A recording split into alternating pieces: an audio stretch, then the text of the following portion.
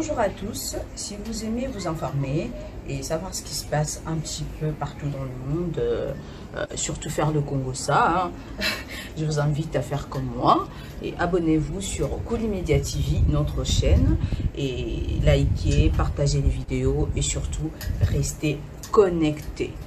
Voilà.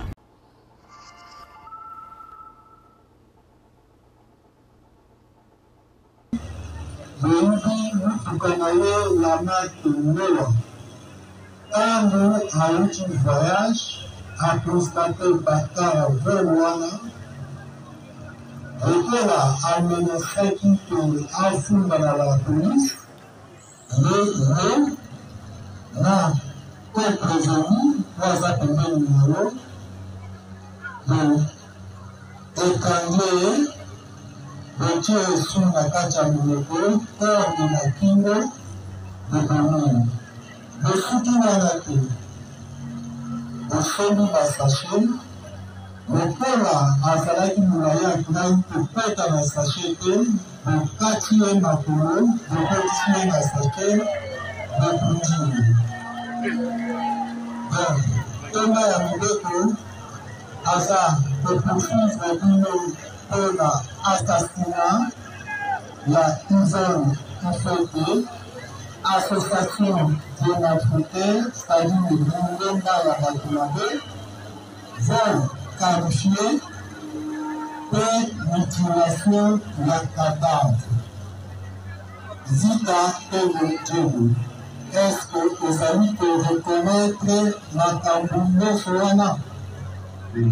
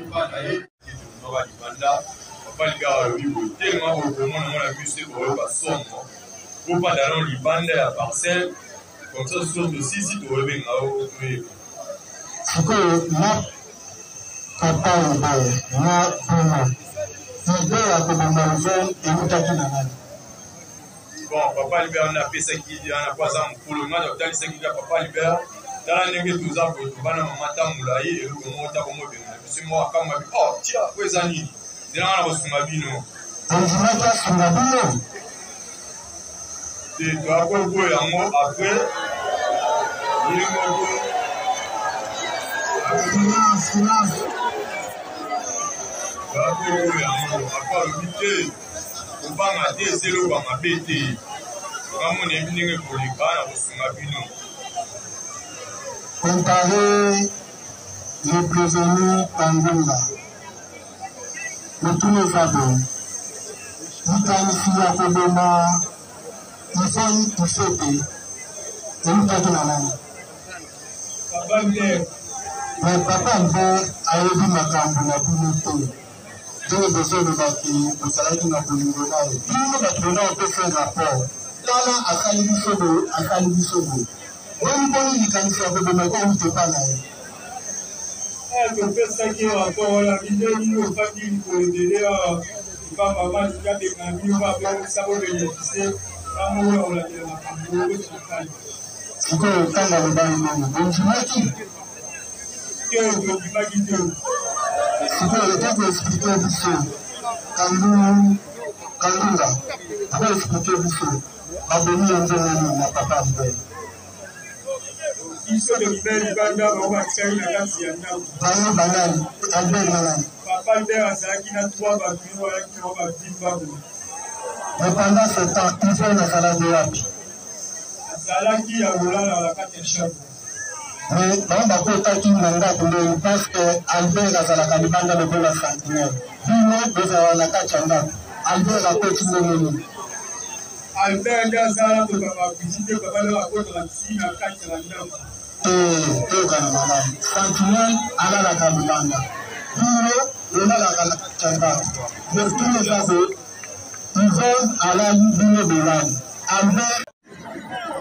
Makambo Tukanoa, Yoyebini.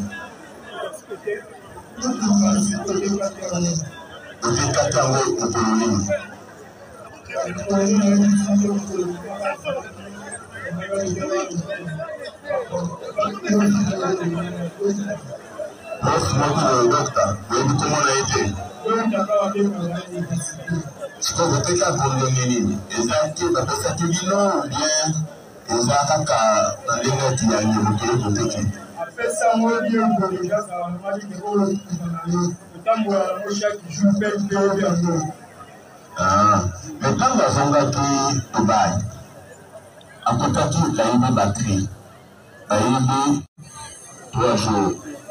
Ce que depuis côté 4 nations, il y a les 4 jours.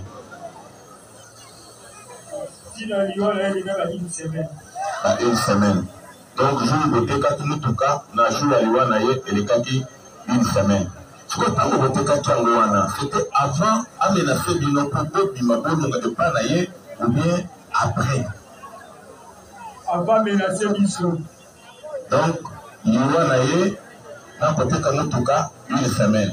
Voté 4 jours avant aménager Bino, Popo, Bimabono. Ce que je vais pas fatiguer. Là, je vais aménager Bino, donc, et le cas qui combien de jours? Combien de mois? L'autre, ça va sans avis. Une semaine à 2 jours. Une semaine à 2 jours. Oui, j'espère que. Je la seule à dire qu'il n'y a pas qui continue. Papa, le veto. Papa, moi, je me avec notre femme, il était sentinelle. Ok, avec sage, la bureau, conseiller la bureau, n'est-ce pas? Oui, avec sentinelle. Mais quand on dit que ça, il y a besoin de tout le monde, tout là, pourquoi qualifier un âge? Avec sentinelle, parce qu'on a tout le tout là pour faire en tant que qui? La tuna qui est en apportant, on a monnaie du Cameroun, c'est là, on a monté, mais on a monnaie du Cameroun, il y a un tuna qui est. Oui, mais avez-vous des réactions? Non, pas ma question.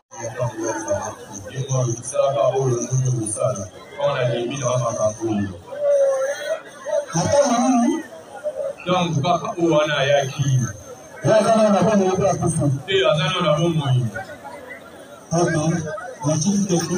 Papa, Arbo, Achonakio, Pazonamai, Kuala, Namakasi. Tangayan, Makasi, mais. Le titre de monsieur la porte, papa de Akoki, à Maouno.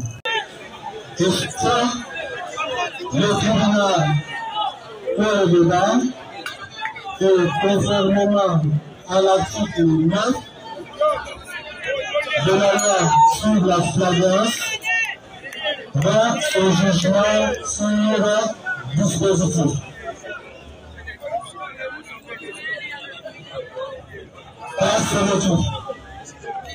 Le tribunal statuant publiquement et contradictoirement à l'égard des deux prévenus, Vita Eni Djodo, Kangunda Moshe Thierry, et de toutes les parties civiles, Kambalo, Biaounda, Bonjour Samaza, Biaounda Boni, Biaounda Victor, Biaounda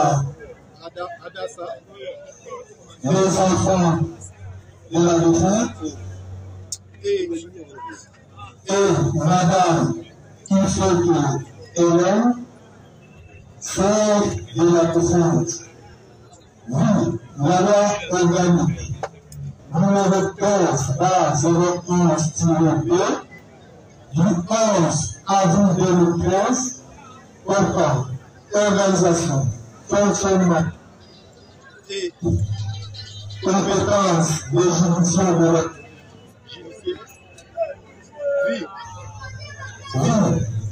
L'ordonnance loi numéro 78-001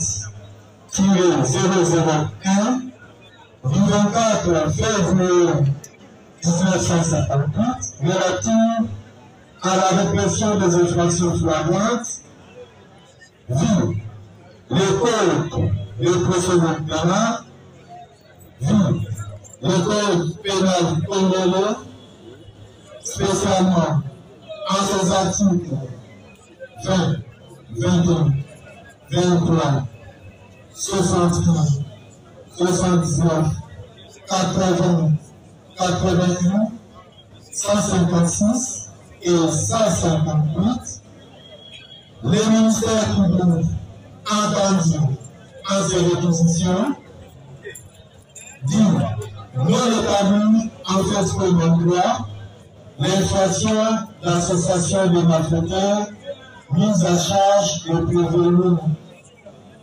En conséquence, les anaphytes disqualifient les faits de faire qualifiés en vol simple, dit établi en fait comme droit l'infraction de vol simple à charge de prévenus. En conséquence, les condamne à chacun 5 ans de servitude pénale principale, dit établi en fait comme endroit l'infraction d'assassinat mise à charge des prévenus. En conséquence, condamne chacun des prévenus à la peine de mort.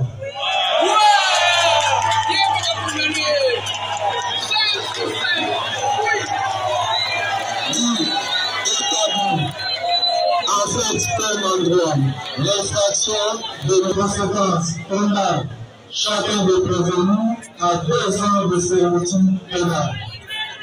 Dit que ces infractions sont commises en concours matériel. En conséquence, après fini de peine, condamne chacun des deux prévenus à la peine de mort. Condamne les arrestations immédiates. Ordonne aux prévenus à restituer les titres de la personne 6 avenue Libération numéro 16 dans la commune de Serena. Les condamne in solvent à payer à chacune des parties civiles, l'équivalent en francs congolais de la somme de $20,000 américains. Les condamne au frais de la présente instance tarif net à raison de la moitié à chacun. Ainsi jugé prononcé par le tribunal de grande instance de Kinshasa Kalanou à son audience publique du 6 novembre 2021 à laquelle, en ce jour, les magistrats devant vous, avec les concours de l'officier du ministère public, Pierre Béni, et l'assistance de M. Imena Hubert, greffier du siège.